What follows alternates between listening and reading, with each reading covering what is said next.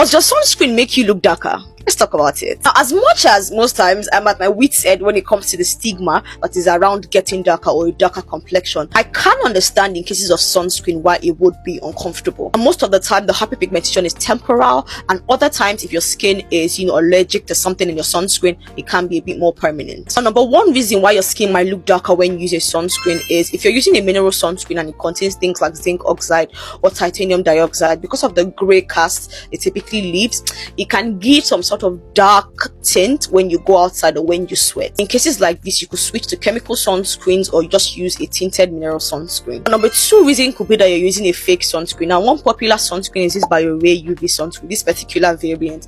Now, the company has stopped producing this over 2 to 3 years ago, so I don't know why I'm still seeing it in the market. The ones you see in the market are produced by China and they're not exactly original, so please be careful. Another reason could be that your sunscreen contains vitamin C that already oxidized, or maybe you applied vitamin C on your skin that already oxidized before you applied your sunscreen. Now, layering your vitamin C before your sunscreen helps amp up your sun protection level. If you use an already oxidized vitamin C before your sunscreen, it could give off a dark tint. Now, this is because oxidized vitamin C contains a compound called erythrulose. Now, this is one ingredient that is used for self tanners because it has a darkish tint. Now, for this, you could use vitamin C's that are not oxidized already. Now, oxidized vitamin C typically has like a brownish shade, so you might want to avoid that. Another reason could be that you are allergic to something in that particular sunscreen, so you might want to try something else. Another reason could be that your sunscreen has expired. And last but not the least, you having sunscreen on is not a license to stay under the sun.